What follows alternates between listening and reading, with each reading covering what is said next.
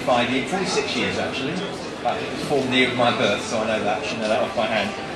And really what we're all about is creating a professional standard for the promotional merchandise industry, and I'm delighted that BTC, that you are here today, are one of our best members, having won Promotional Gift Distributor of the Year and indeed Campaign of the Year last year.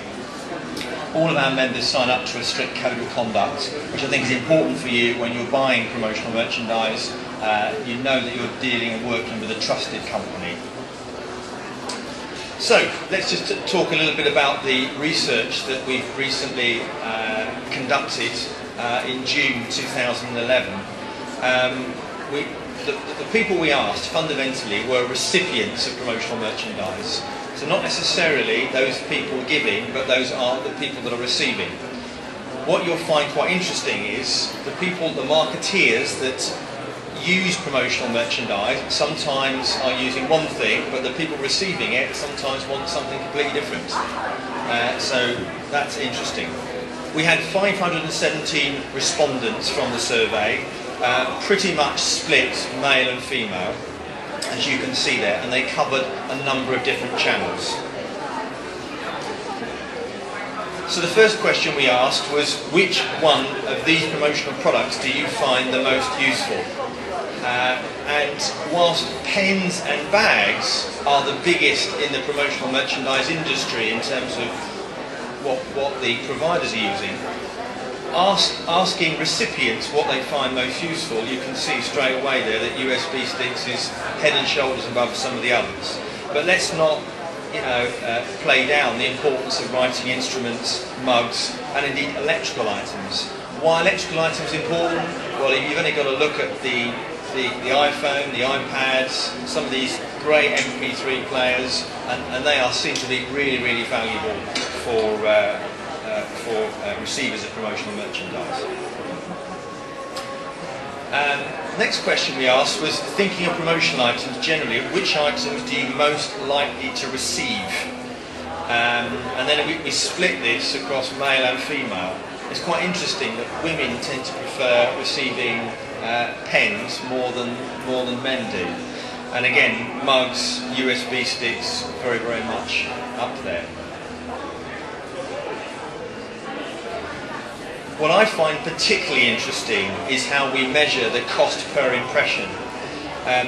One of the challenges that we have as a trade organisation is comparing ourselves with other forms of media. All of you that have got marketing budgets, you all need to deliver a return on your investments, let's be honest.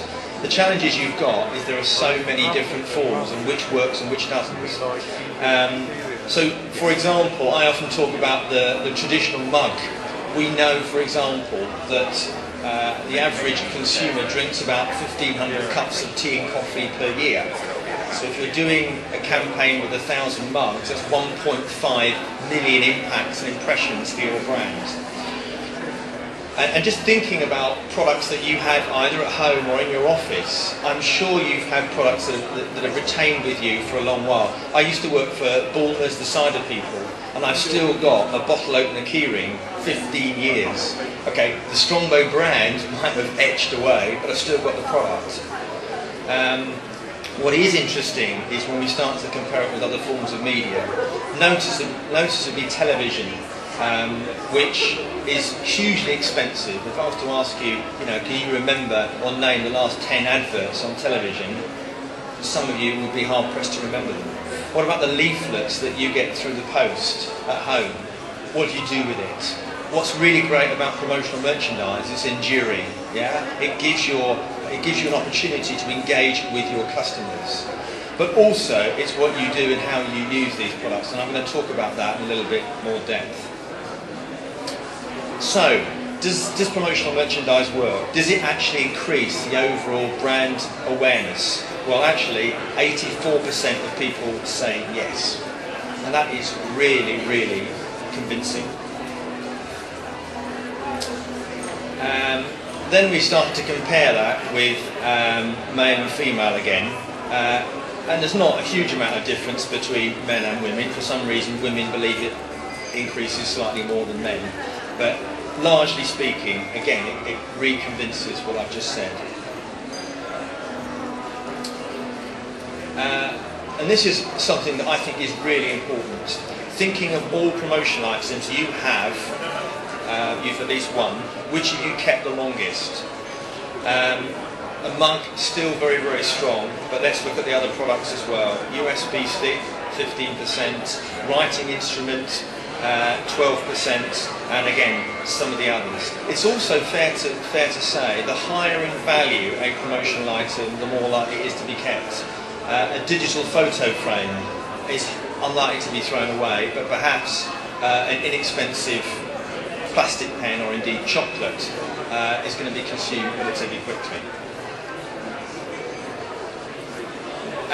Thinking of all the promotional items you have at home or at work, which one have you kept the longest?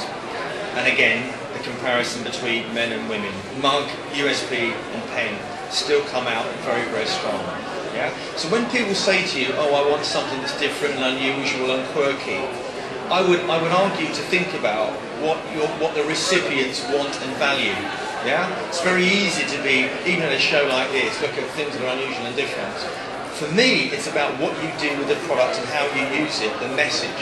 I was at an end user event a little while ago and I met a marketing manager for Ford.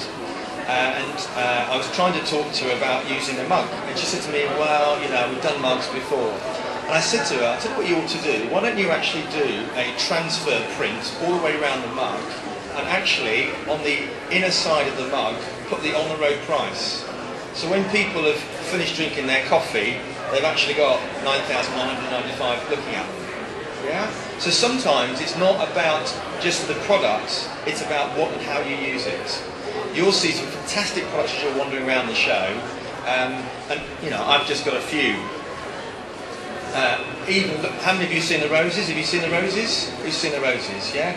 Something very effective. Yes, it hasn't got the durability of some of the others, but it creates instant impact. Yeah. You've now got products that have embraced QR codes, and I know there's a presentation that follows me afterwards where you can look at more detail there. So you can direct people to your website with more information about offers and what you're talking about. Can you believe there's even top trumps? There's a stand over here with top trumps for British legends for the Olympics, and here there's one all relating to our political leaders. So again, you know, think about things that are going to be used. You think about the playing power or something like that. Sorry, something that did captivate me this morning. Something's actually printed on a banana, so you know that's really being outside the box. The only problem is that's not very durable.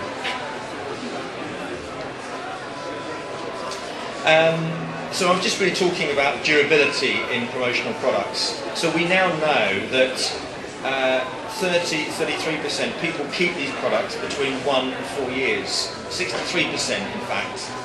You know, that is really very, very powerful.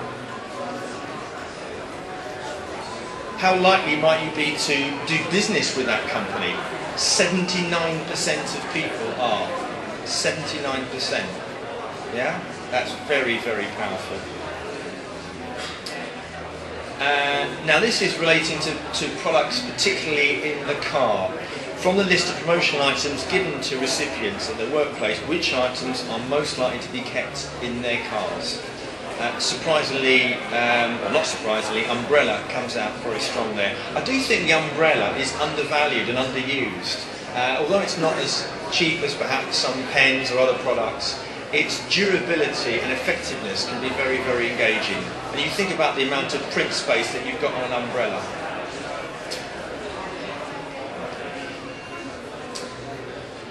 Thinking of a promotional items that you find most useful, why do you use and keep that particular item?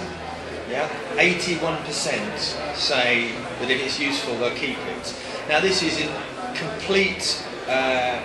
We did a survey about 2007 that was called "What's on Your Desk?" Yeah, 82%. So it's almost identical in terms of numbers.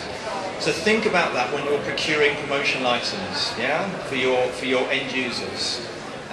Think about being relevant to your target audience. If you you know, now you know something about what men prefer to women. If you are specifically targeting a female audience, think about that. Also, if you're given eco-friendly or green items, how, if at all, does this change your opinion of the company? Yeah, 65% of people say that it would. Actually, we've got a supplier right behind you that specialises in recycled merchandise.